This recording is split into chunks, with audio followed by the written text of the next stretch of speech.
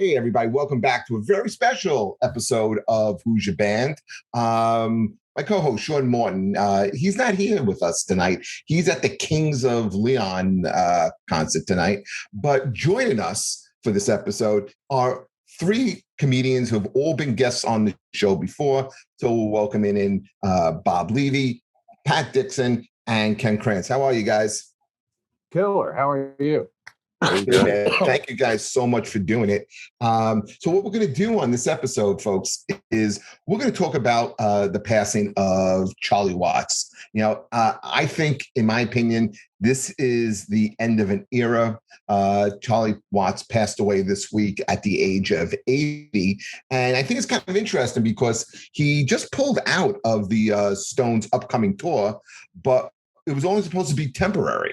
The band even issued a statement that they were kind of like still looking forward to his return and that Steve Jordan was just going to be kind of like filling in for a little bit. So my first question to you guys is it still the Stones without Charlie? I don't think any band is the same once they lose somebody. You can't say it's still this. It's a replica of the Stones, but it's not the Stones anymore. It's like any other band. The Who. The Who is not the Who when Keith Moon died. That's a great. Yeah. I mean, Keith Moon is, a great example of when they should have maybe done a name change or something, because he was so important to that band. The rhythm section was everything to that band. Now both of them are dead. But, sometimes you have to carry on and still be the band. I mean, otherwise there wouldn't have been a Stone since like 1969, after they lost a founding member there, Brian Jones.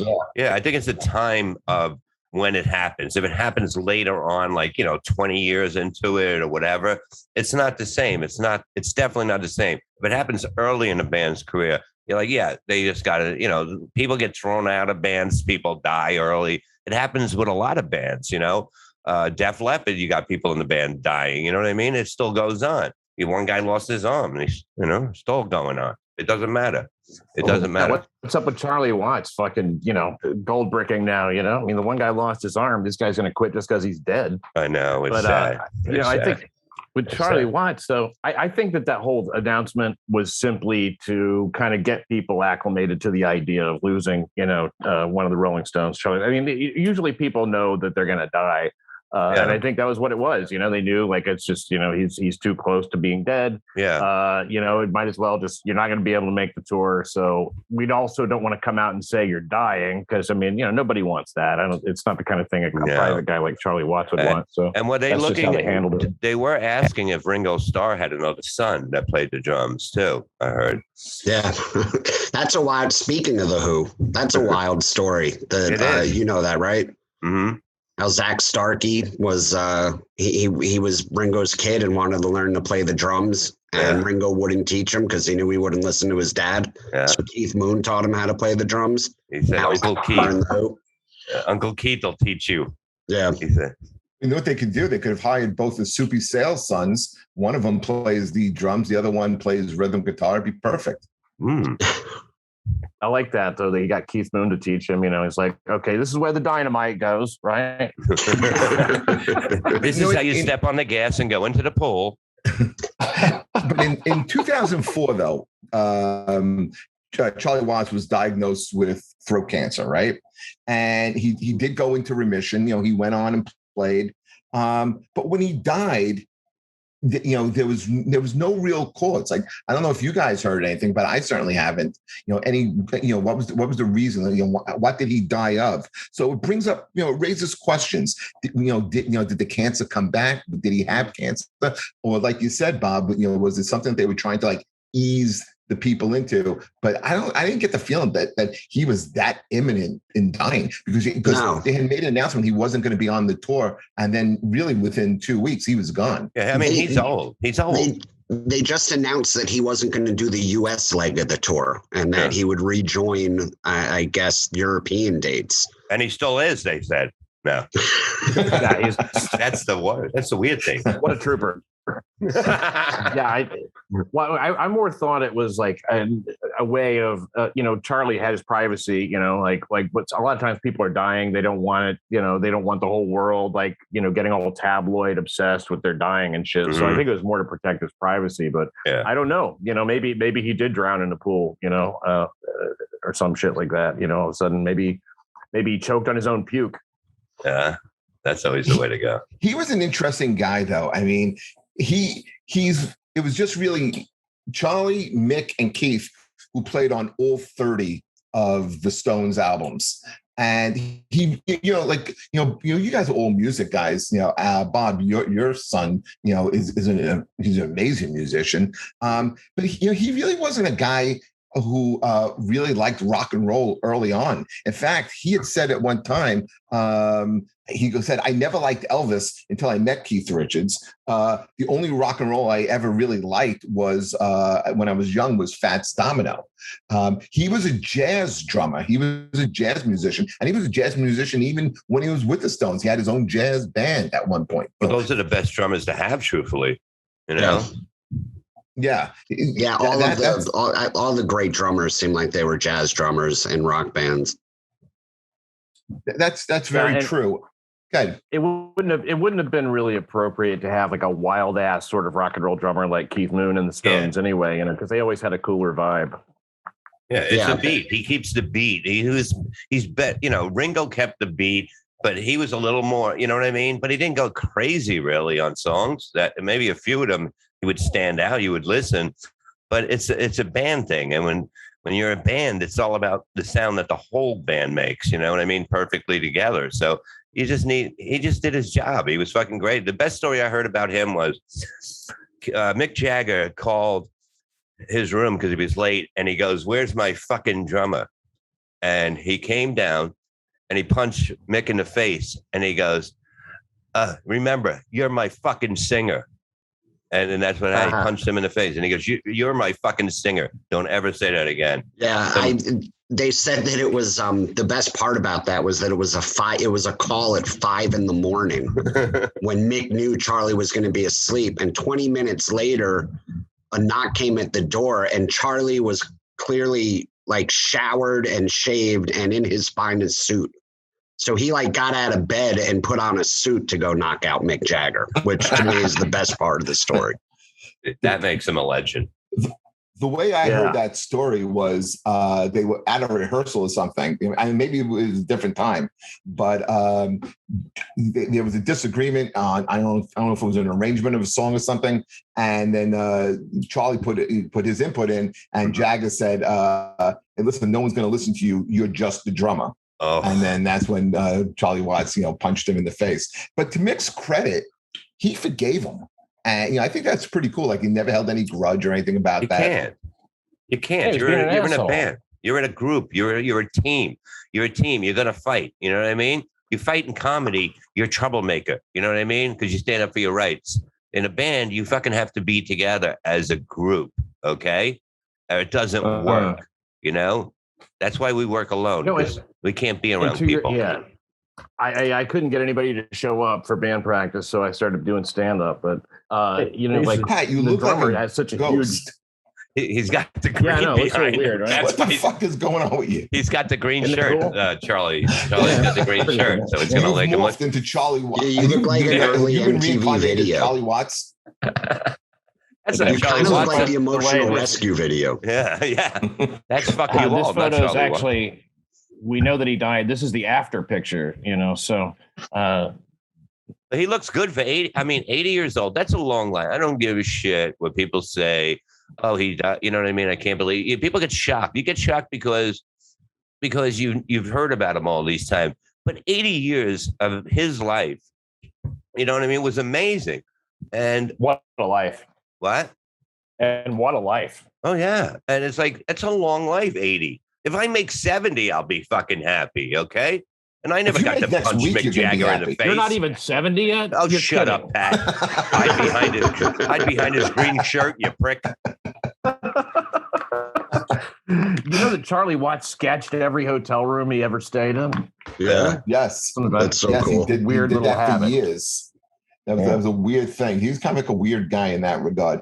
Yeah, boring ass collection of sketches. But you know what? Going back to what Bob said about it's like 80 is a great life, but for all of us, we've never known our world without Charlie Watts in it, and so to me, it kind of feels like this is this one hurt a lot. Like when Bowie died, it just really felt like the end of something.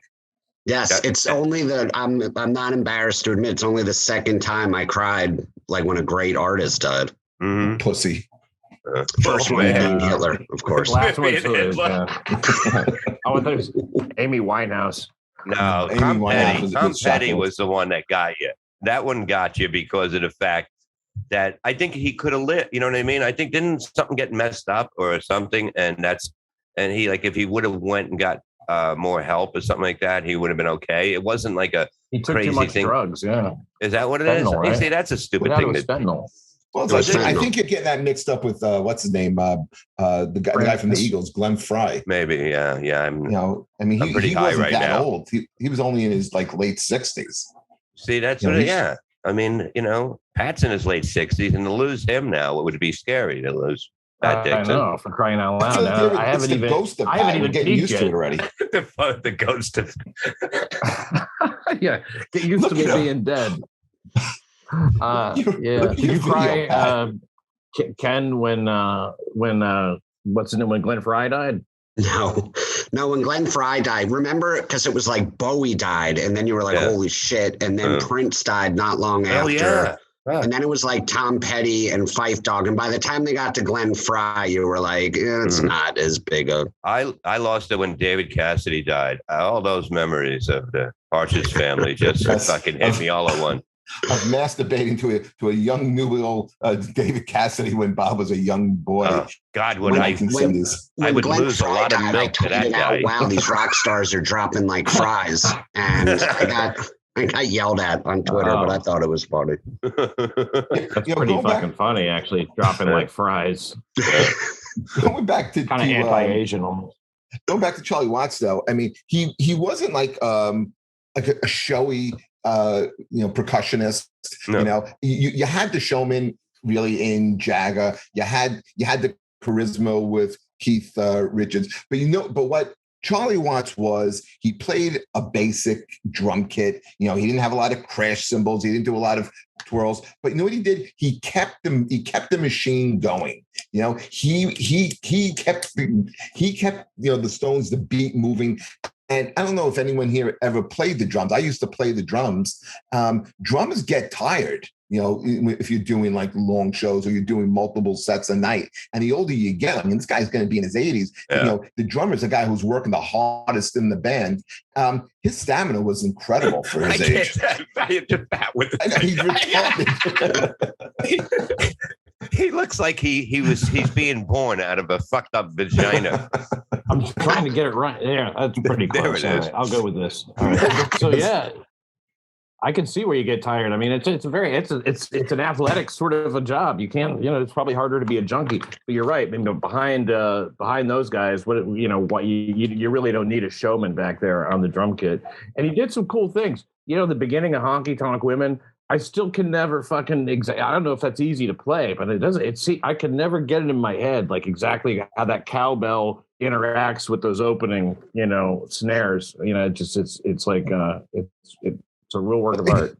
His playing style was sometimes, you hear about musicians who play with power, and then you hear musicians who play with feel. And Charlie Watts, I think, completely played with feel. And like a song like Honky Tonk Woman, Brown Sugar, Beast of Burden. These are songs that I think, like other drummers can play them.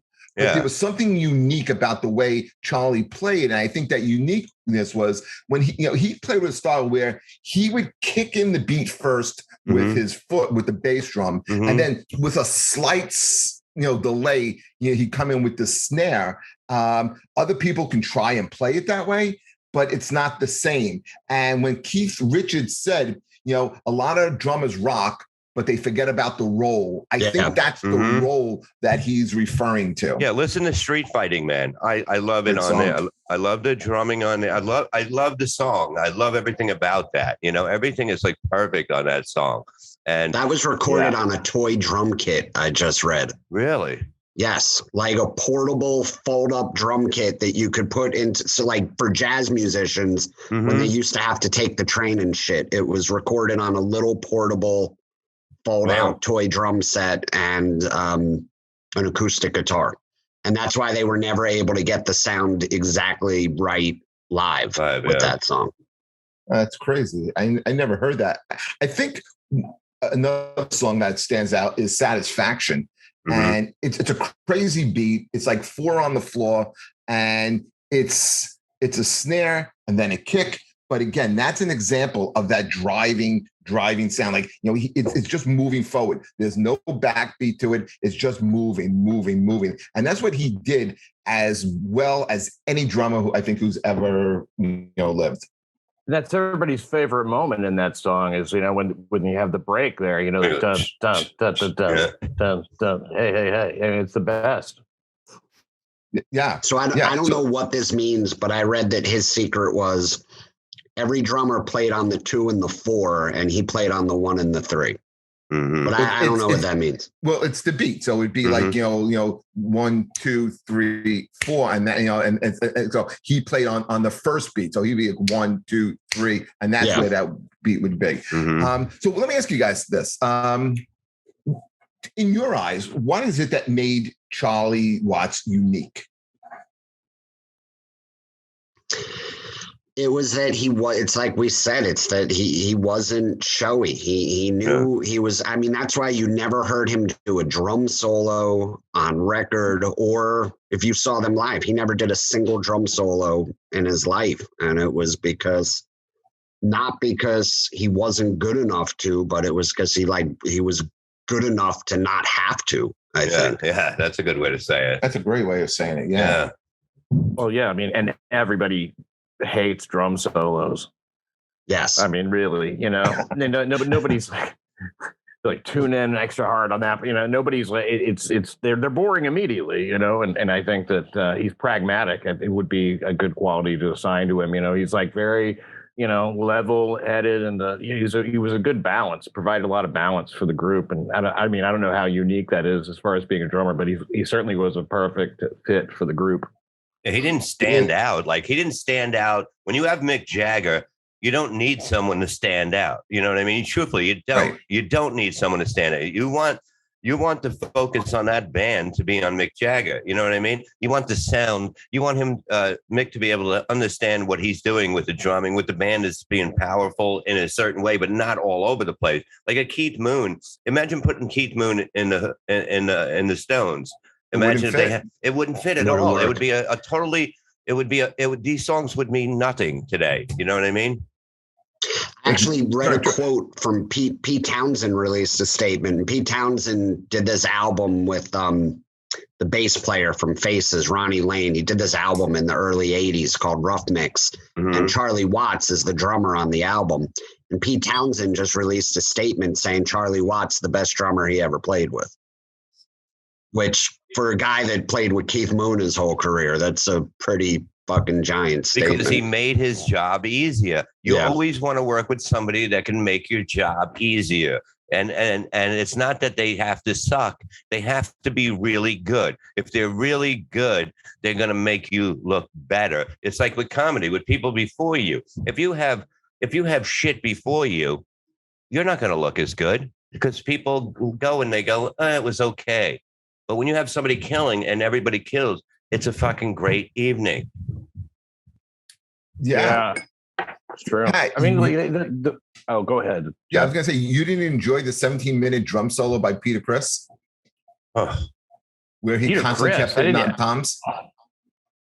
No, I don't even like the one in Moby Dick. That's I don't even like. It's all too long. But I mean, I like drum solos if there's a beat going the whole time. You know what I mean? If they're doing one of those things where there's like a rolling snare, and they kind of branch off and shit like that's kind of interesting. It sounds like a machine. I like stuff where it's got a complete stop and You know, it's like I could do without that. But it's interesting to hear Pete Townsend. It was Pete Townsend that said that. Is that what you were saying? Yeah.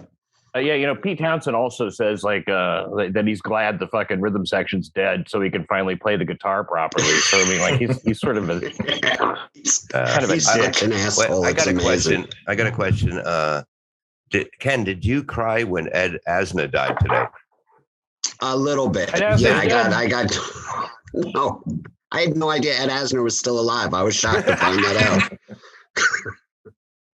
He died of bad Stones. It's like the Stones have been my favorite band since I'm 13, and it just it fucking hit me. It sucked. But I will say that Steve Jordan is the absolute right pick to fill his shoes. You know, it'd be funny. I am happy for Steve Jordan that he's getting this opportunity because he's a fucking great drummer in his own right. And he knows all those songs. He's the guy that Keith Richards uses in The Expensive Winos, and he knows all those songs. Wouldn't it be cool if Ringo was the drummer, truthfully now, like, you know, if they put Ringo in, you never know. There was like this hypothetical that was thrown out there of Paul and Ringo join, you know, because they could use a bass player, you know, and joining the Stones. What do you think? Mick and Keith are never going to cut up the money with anybody else.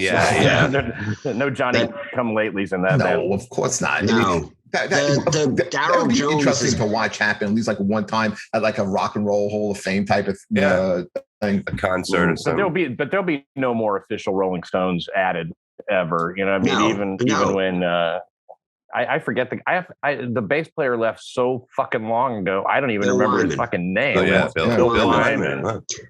And Daryl Jones would be a fun one. Daryl Jones has probably been in the band as long or longer than Bill Wyman was. Wow. And he'll never get made an official. Jesus. Yeah, if I'm not mistaken, Ken, I think Wyman's last tour with the Stones was Steel Wheels, 89. Steel Wheels. So that was like 88, 89, right? Yeah. Okay. So it's been almost about the same exact amount of time, if not longer. Oh, they didn't make Ron Wood an official member until 20 years into his tenure. Like Ron Wood was just a salary dude for 20 years on all those tours. That's crazy because people just identify him more with the Stones than they ever did. Oh yeah, I didn't think you said the name of the other bass player. I didn't even know that name.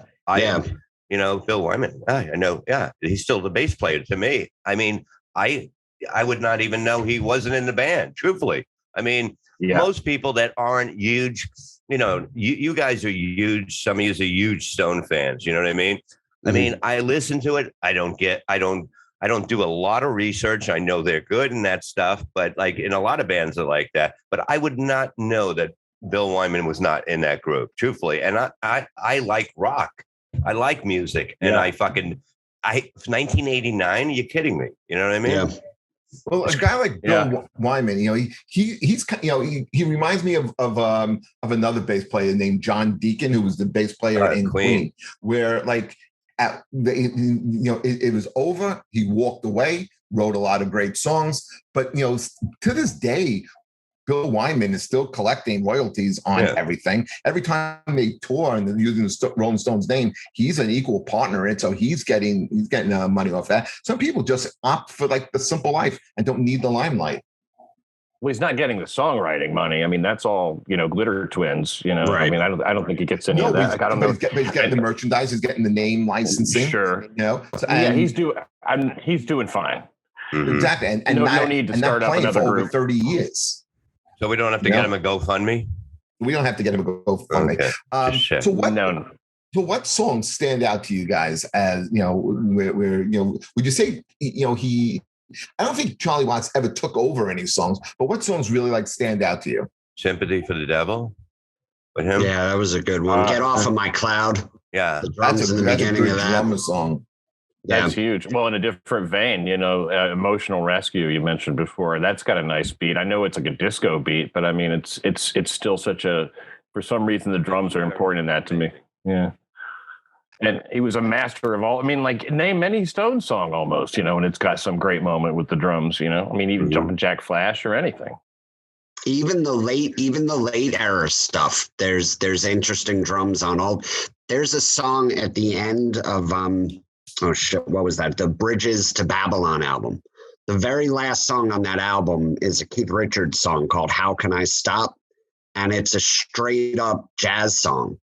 And he plays, there's some incredible like jazz flourishes at the end of the song.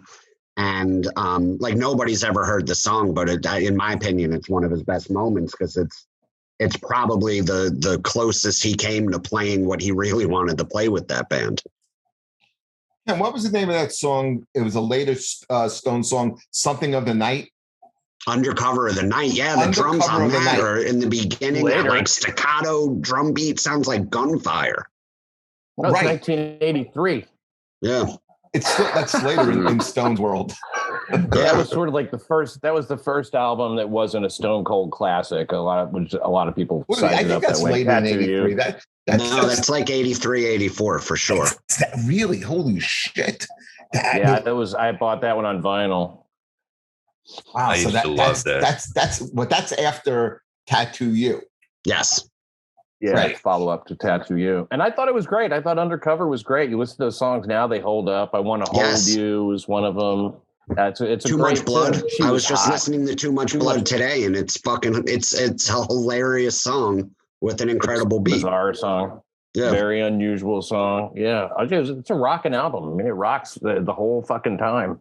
It's a very underrated album. Mm-hmm. So, it gets worse from there. I was just gonna say, like, I didn't. You mentioned the Bridges to Babylon album. I can't tell you that I've ever heard that or Steel Wheels. Yeah, you know, I mean, you hear the like one hit to the body, you know, and you know the hit. So I always kind of everybody tolerates that when they play it live, you know? But I mean, I don't really anything. How long did they go live? When they were known for doing long. I never got to see them yet. But how long would they do a live show? They'd go longer than 2 hours, right? Oh, much longer. I worked 4 tours of this. Wow. You know, starting with I started with Steel Wheels. I did Bridges to Babylon, Voodoo Lounge, and I think I'm missing one in there. You know, there was another one that I'm blanking on. No.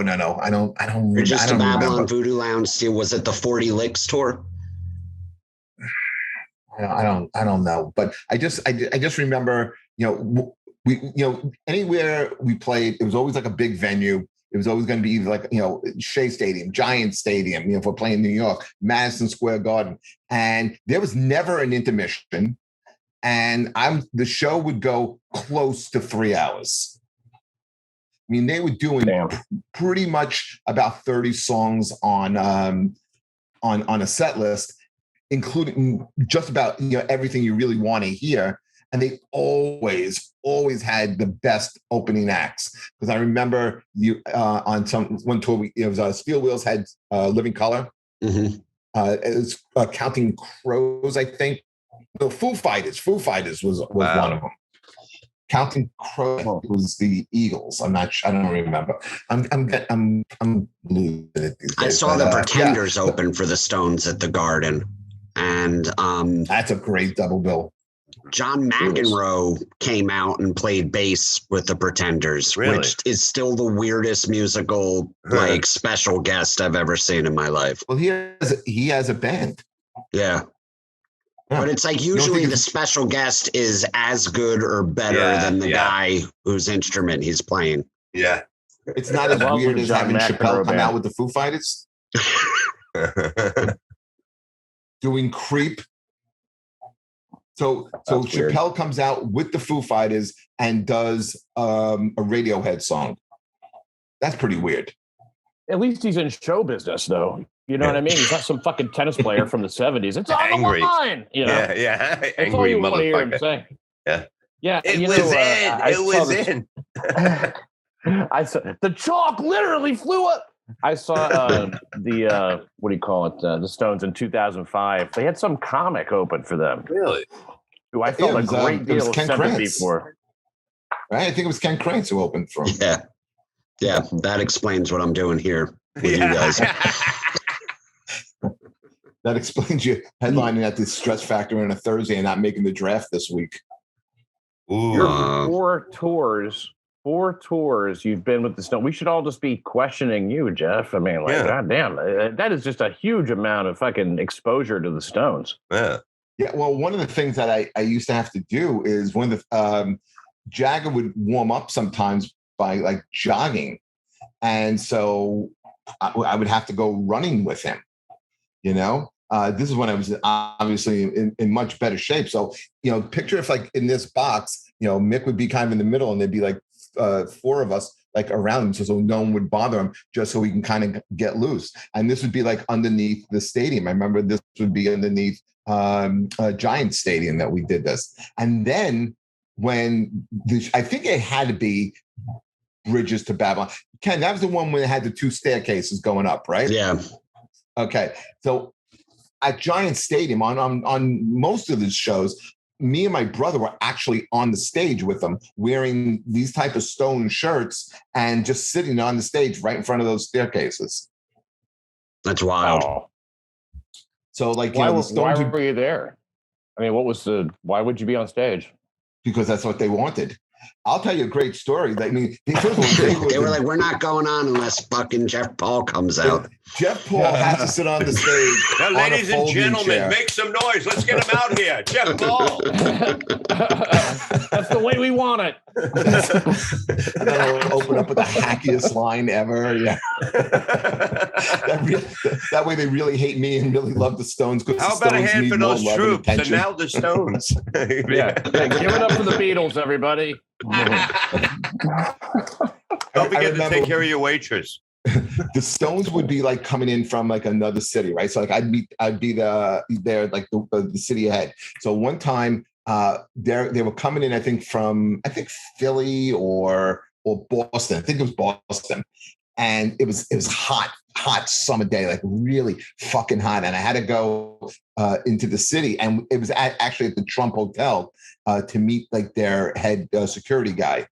And, you know, I go there and I'm wearing a jacket and a tie, you know, because you always want to make a good impression with these guys. And he was like, hey, look, he goes, they say they're coming in today, but they're definitely not coming in today. Okay. He's like, you know, he goes like, go home, enjoy the day on us, you know, go in your pools, have a good time. He goes, I'll call you, you know, when they're going to come in, like when I know for sure they're going to be in New York, that way you can come meet us. But, you know, but they took care of like my pay. They reimbursed me for my gas and tolls going in. Like they were really a class organization to work with. And their people were amazing. That's why the tickets cost $375. And that's because they had to take care of you. They had to make sure you had gas money. You fuck. Listen, they had to make sure I had a T-shirt to wear on stage. I had to make sure I had a parking spot. You know, if Jeff Paul isn't there, how could the show go on? That's true. Right? Yeah. So let me ask you guys this. I'm sure. Where does Charlie Watts rank in the lexicon of drummers? Because according to Rolling Stone, he is ranked 12th out of the 100 top drummers of all time. I was going to say like somewhere around 48. You know what I mean? I didn't think it was going to be that fucking up there, but I guess maybe I don't know much about drummers then. I mean, Mickey Dolenz, I put way up there, you know, from the Monkees. I mean, he was a maniac on the drums. I think he's one of the best that ever did it. I mean, listen to those songs. I mean, who's got a catalog like Charlie Watts? Those songs are all years. I mean, just hundreds of great songs. You know, way too many. One of our listeners hit me up and asked me, you know, where does he rank? Is he top 10? And my first reaction, I always think your first reaction is your most honest and true. I thought he was top 20 of all time.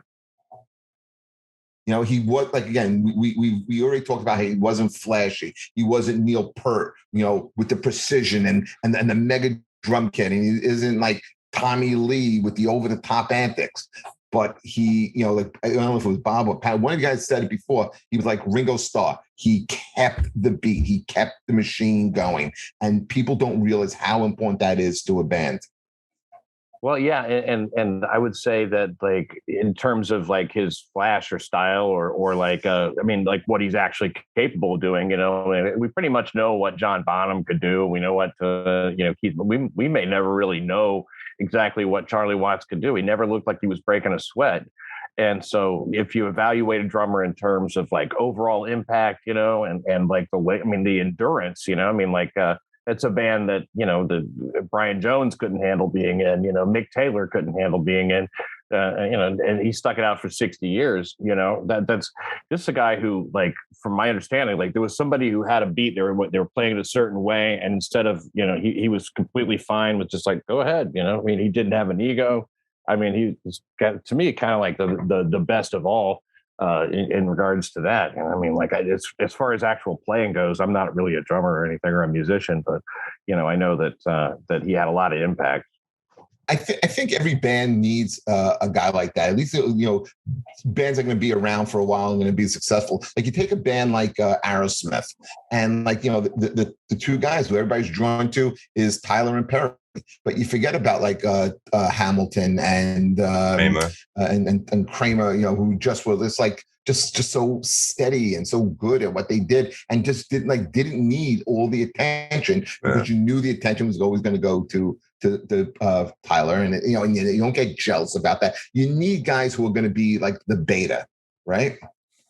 Yeah, it's sort of like Queen. Like when you talk about Queen, like, you know what I mean? Like everybody, Freddie Mercury, you know what I mean? And Brian May, everybody looked at, I mean. And even Roger. Yeah, I mean, yeah. But John didn't need it for a reason. Yeah. There's something so cool about him just being like this dapper, suited up dude, too, in this band of fucking misfits. Derelicts. Yeah. Yeah.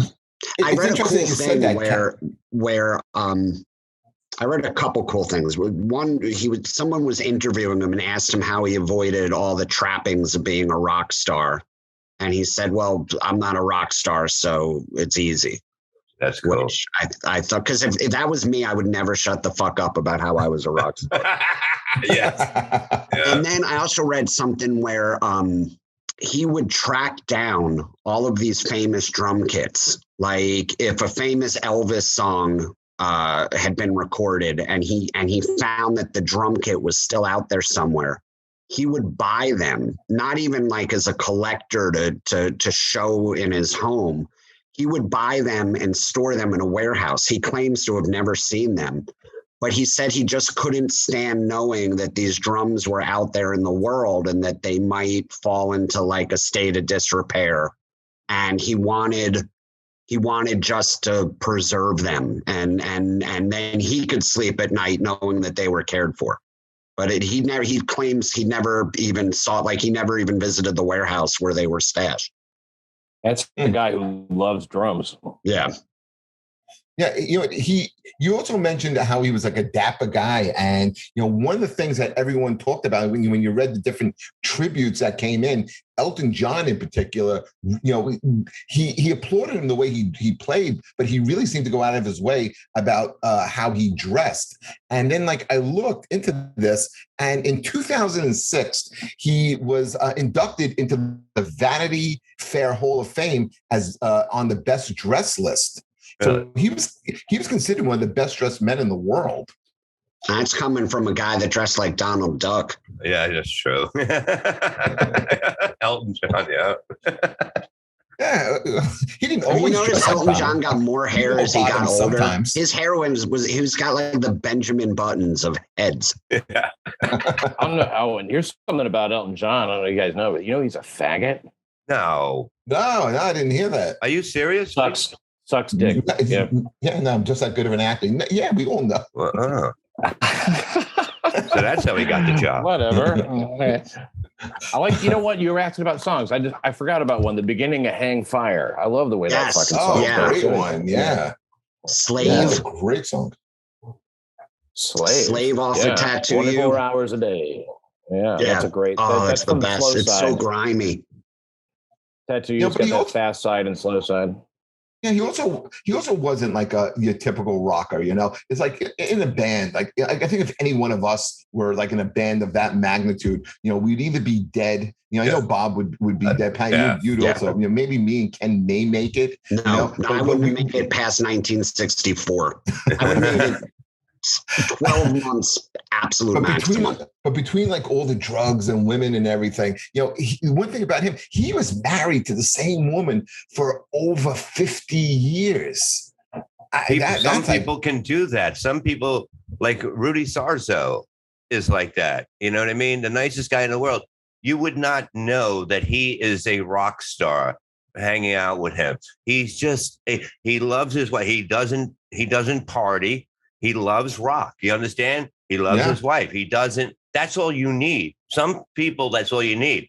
It's not an ego thing to these people where I gotta, now that I'm famous, I'm going to fuck everything. You know what I mean? They're not those people. Just because you can, you know what I mean? Yeah. A lot of it's just because you. But I think Keith Richards I think being in the Rolling Stones is the only thing keeping him alive. True. You know what I mean? Like all that money, he can have his blood changed out anytime he needs to. You know, or like, Bob, it's the kind of money where you go ahead. Did you know that Keith Richards is married to a Staten Island girl? Really? Yeah, Patty Hansen. Oh shit! Yeah, okay. That was okay. You see, I have no memory. I fucking did a lot of drugs in my life, but now I remember that. He's still married to her. I went to high school with her sister. What years was this? This was around when I lived there. This had to be around 80 or somewhere around 80s. That's exactly early 80s. Yeah, because now I remember the story, and I'm like, holy shit! Because it's amazing, and they're still what. They were still together? They're still together. Yeah. That is fucking insane. Which is pretty cool, you know, when you think about who Keith Richards is and everything what that guy's life must have been like, that he found like this unbelievable model. But you need to just ground them. That's what you need. You need the person to ground you. It doesn't matter, you know what I mean? Oh, she's a model or whatever. It's what she does when you don't see them, when you don't see them out and that stuff, what she does to him mentally to make him a better person. People need somebody in their life to guide them, to tell them when they're wrong, you know? And that's the big thing. Because most people, when you have any kind of fame, people are going to tell you, oh, that's okay. You fucked my daughter. Oh, that's fine. You know what I mean? But some people have to take you to the side and go, you can't do this shit, you know? You're right. Your wife will always tell you it's wrong to fuck your daughter. Well, every time. Almost 9 out of 10 times. Yeah, most women. Then you find that one.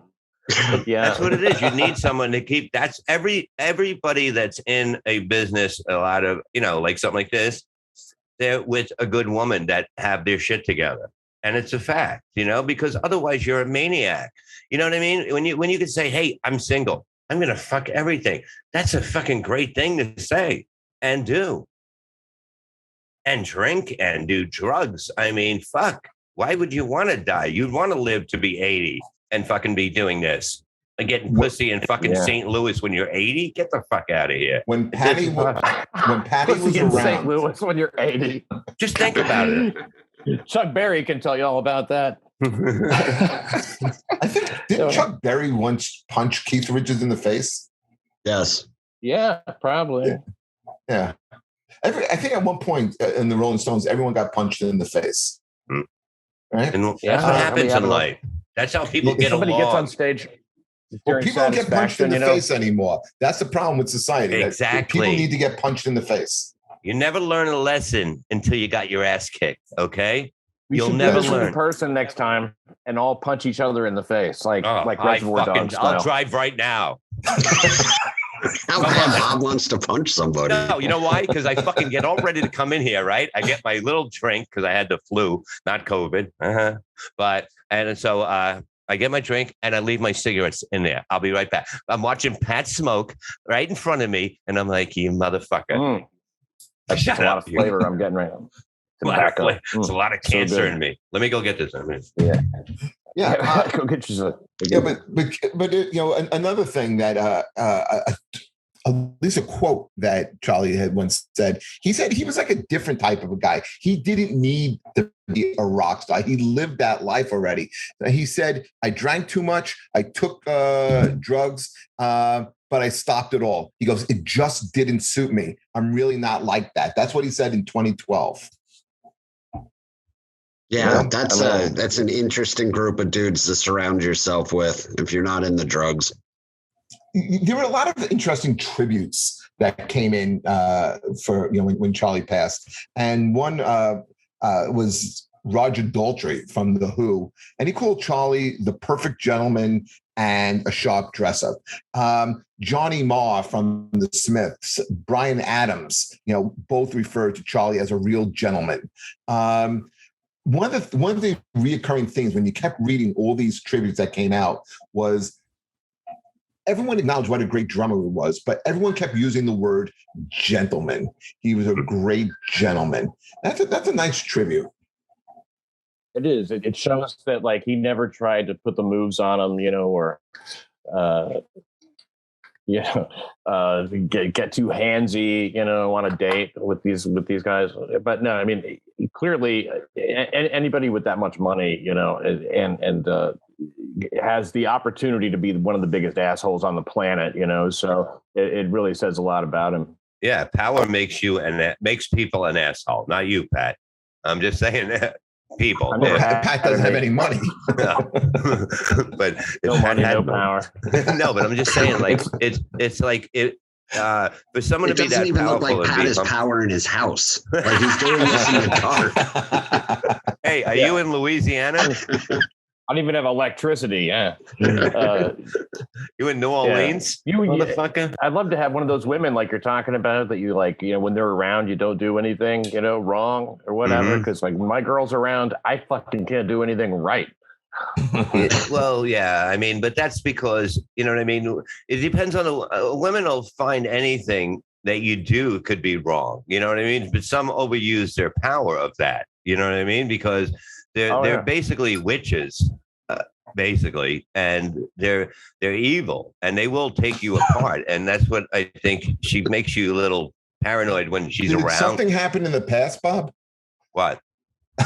No, he's been with women before. No, I've been married 4 fucking times. I know women. No, I couldn't tell. They're good for like 6 years, it seems. You know what I mean? Then I get a new one. Well, yeah, you had some good women, man. Yeah, I did. Yeah, I fucking had a lot of good fucking women. You know, 6 years. That's a fucking Jesus. I had 6 months as kind of a fucking standard for a little while, but these a woman is like a soft, beautiful thing that but inside of every woman is just a snapping fucking crocodile. Trying to nip at every bit of fucking every bit of soul you have, every your whole spirit. They're really it's like they're waiting for different good characteristics that you have to come to the water to get a drink. Exactly. So they can just like fucking bite them right on the nose and drag them underwater. They're adorable, like you say. I think that's why people were kind of like didn't. One of the reasons why a lot of liberals really hated Trump, because he would be, he would have like a new wife or a new girlfriend every 6 years. It seemed like, he traded him for a newer model, kind of like a lease. But look, what are you going to do? Practical. Yeah, you're going to fucking get this one worked on? You're fucking kidding me? I get another one. Yeah.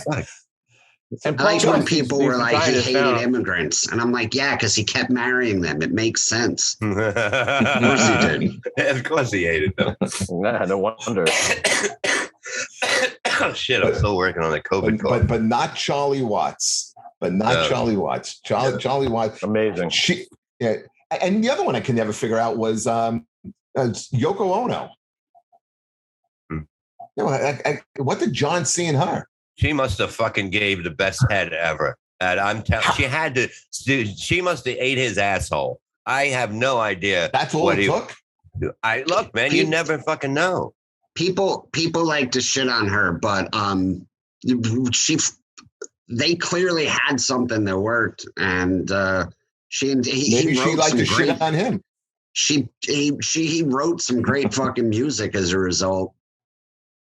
Oh, Yoko is my favorite John Lennon song. Yeah, his solo stuff is excellent. I love John Lennon's solo stuff. People shit on it.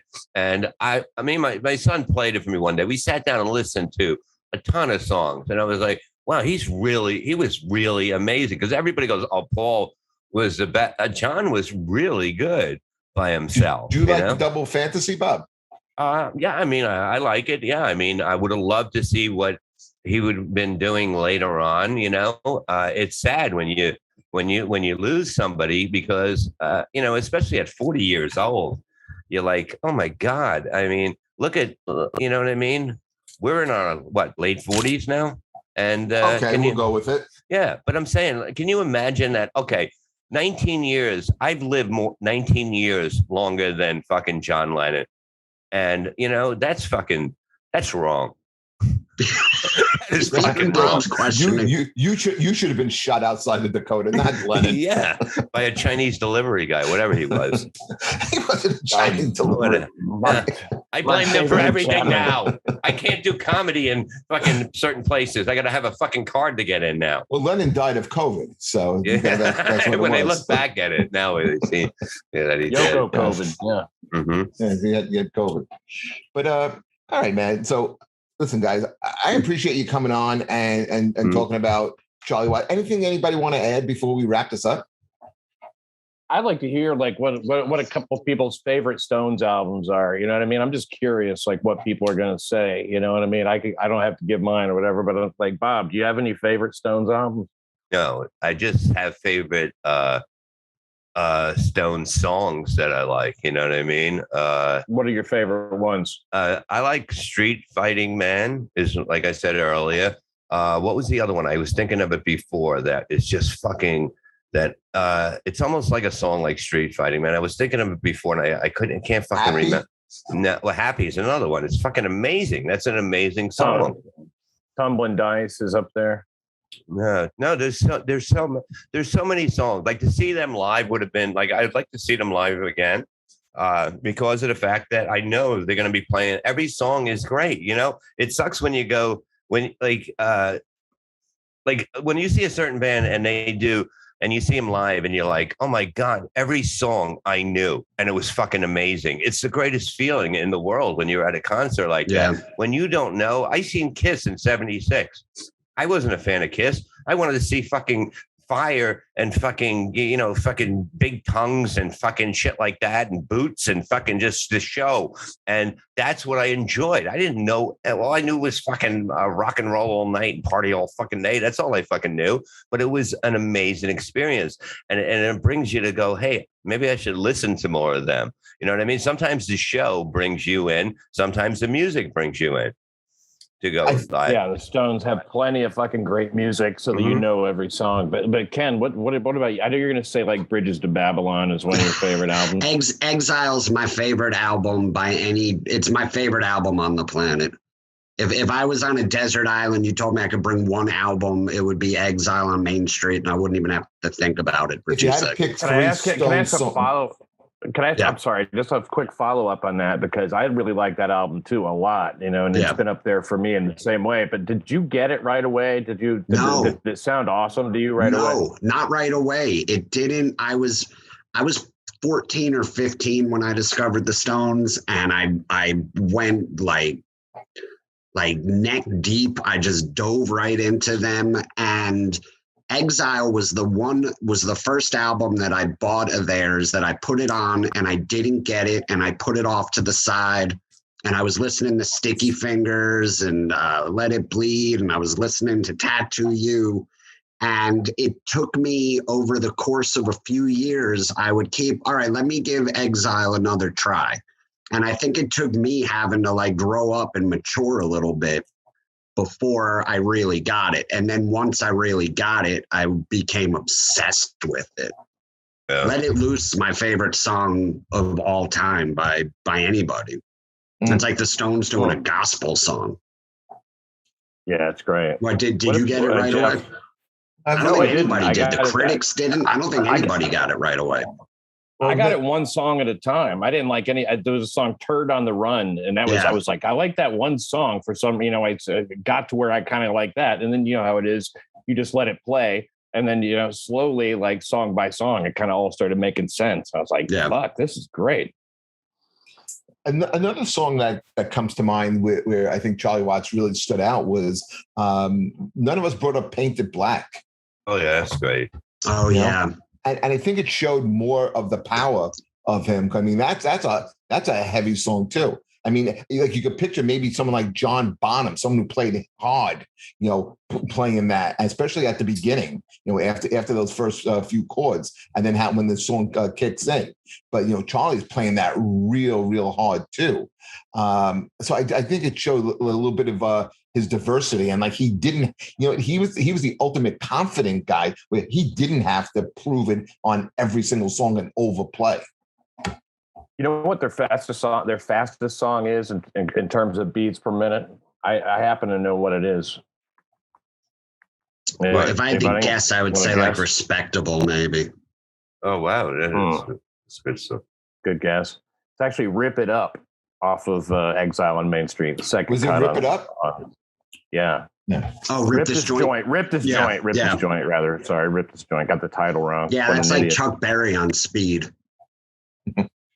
Yeah, it's a quick one. I'm looking through their shit right now to find a song that I was talking about. Let me. You guys keep talking. I'm going to find a song, and then you're going to say, "Okay, I know what you mean now."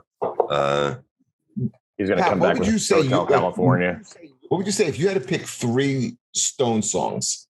Just 3. What are you picking? Brown Sugar. Wow. Sympathy for the I love Devil. that fucking song. I'm going to say Brown Sugar, Waiting on a Friend. That's such an underrated song. Yeah. Mm-hmm. Great one. And there's my slow one. And Jesus. Sympathy for the Devil. You know what? I'll throw in Walk Before They Make Me Run. Oh, that's so good. How about you, Ken? Let It Loose, my favorite song of all time on Exile. I'm a Keith Richards dude. Keith, I'm team Keith over Mick, so I would go with maybe Happy as my favorite. That's the only song that he really does live. Nah, he always does. He always does Happy.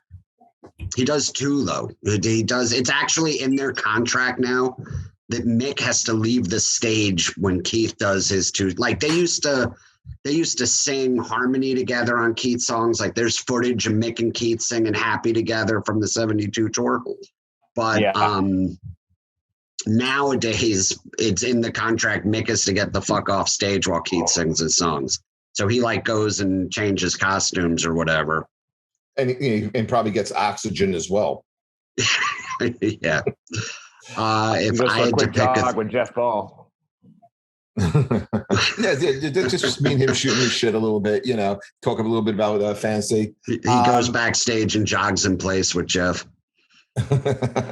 Sometimes I go out like an Andy Kaufman type of thing. Is it really Mick? And maybe it's me. I'd say Can't You Hear Me Knocking is my third. Gotcha. That's a killer song. Yeah. That's an interesting choice. You went kind of deep. Yeah.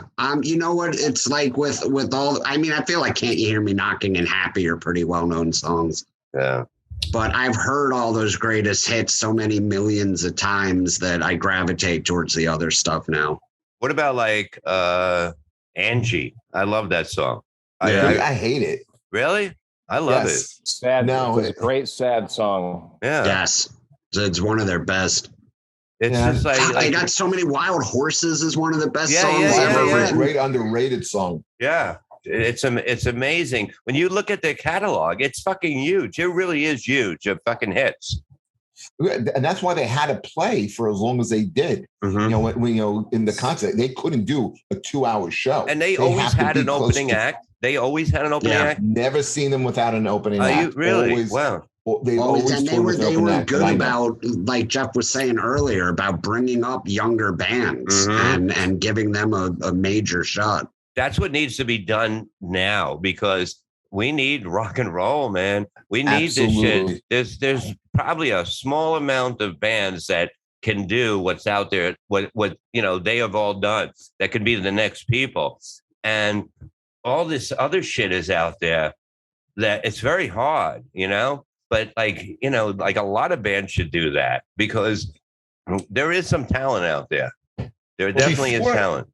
Before COVID, and it was supposed to happen this year, and it's been pushed back to next year, Aerosmith was doing a 40th anniversary tour, and the opening act on the tour was Rival Sons, which is, if you know music, Rival Sons has been around for about 12, 15 years, and they're a phenomenal band, but they don't get a lot of radio airplay, and most people don't really know who they are. Yeah, but somebody hit me up with them. Truthfully, somebody hit me up and said, check them out. They sent me an inbox. They just said, check out this band. Because the 2016 album, there's no reason why that album shouldn't have been bigger than it really is. Rock's not like a major. Rock's become like jazz now, where it's almost like a niche art form. Exactly. Why is that? It used to be mainstream, and now it's more. It's sad. It's sad what's out there. Rap and hip hop took over. But Ken, if you look at the top grossing tours, they're all rock acts. Yeah. And so going back to Bob's point is that you have like Guns N' Roses is doing it right. I went to go see them earlier in the month. They played over at MetLife. They brought with them on their first tour Mammoth, which is Eddie Van Halen's son Wolfie's band. Oh, yeah. And they are really great. They have about 4 songs that really, really stand out. It's about time that Wolfie Van Halen got a leg up, helping hand. But you know what? So little to recommend. But he's doing it on his own, Pat. It's not like good. It's not like he's doing it just because nepotism and he's Eddie's son. The kid can play. He did play, he'll play small clubs. He's opening for Guns N' Roses, but the thing is, the songs are good. He's a good songwriter. It's in his blood. He's been around it his whole life. He has a song that they open up with called "Don't Back Down," which is just insanely good. Then there's another song called "Distance," which is very, very heartfelt. So he has a bunch of really good stuff. And I think that's a guy who could carry the torch into the future for rock and roll. And he's not copying Van Halen. He's a mixture. The band sounds a mixture of Foo Fighters and STP. Yeah, Jacob Dylan's really good too. You like the Wallflowers, Julian Lennon. Yeah. Why did he come out with? He had some good songs. He did. I was just talking about him with my brother the other day. Like, whatever happened to him? How does that come up in conversation? I think one song, that the only song of his that I know was on the radio, and we were talking about it. One Headlight. But no, Julian Lennon. The one. When you think you're or something. It's a great song. Valorant. It sounds exactly like John Lennon. Yeah. What the one that years ago, right? He wrote the song and probably it's like from the 80s. Yeah, don't when I'm missing you, you're the make me cry, something like that. Yes. I mean, that was it. But now he's an artist now, basically, right? He's just a painter, I think, right? He's like a photographer or something. Something like that, yeah. Yeah. And they have one hit, and that's to pay the bills, indefinitely, because they know how much they get off that. And just to piss off Sean Morton, I'm going to throw this name out there as a band that could carry the torch. Greta Van Fleet. Yeah, you guys like them? I do. I can't get into them. Okay, people say that they are doing Zeppelin. They're fans of Zeppelin. They grew up with Zeppelin, right? The guy sounds like fucking Robert Plant. But the whole thing is that if you really listen to the songs, they're not even. You know what I mean? They're not the same shit. You can't say that they took or whatever. It's just that they have the sound of a Zeppelin band. You know what I mean? So it sounds like, they're just a copy. There's worse things you could say about a band than that they sound like Led Zeppelin. Yeah, exactly. Even if they were ripping them off, if you're going to rip somebody off, rip off Zeppelin. Exactly. And that's what you need, like a band like that. Like I was telling my son, I go, this is a band you should be hitting up going, hey, let me open for you guys. You know what I mean? This is like, because they came out and like they're the only band that stands out for rock and roll now. Truthfully, that's out there. There's a band called the Dirty Honey Band that's really, really good. It's funny. I never liked Motley Crue, and they sound like Motley Crue, and I love this band. Nice. Oh, Dirty Honey? Dirty Honey Band. They're opening for the Black Crowes now. Yeah. I'm going to see them in a couple of weeks. And that's what's good. Let me tell you something. What's good about Corona, what's good about Corona, a lot of people are going to come back on the road. You might see like Zeppelin coming back with fucking different people. You know what I mean? But they're going to come. A lot of bands they want to get out again. They want to do what they love. They missed it. What? I like Toto. Well, Toto, wouldn't that be Toto. awesome? No, yeah, but Robert Plant is actually going back out, but he's going back out with Alison Krauss. He's got a new album coming out, I think in October with her, and then they're supposed to tour in 2022.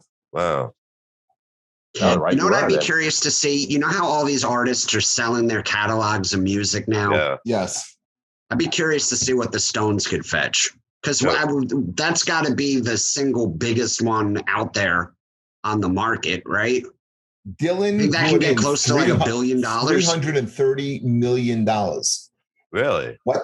Yeah. Dylan, 330. Yeah.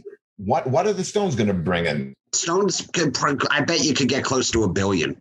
What was the Beatles? They didn't sell. They didn't sell the catalog. Didn't Michael Jackson? Michael Jackson bought it. But he had it for a while, but then McCartney got it back at some point. Okay, good.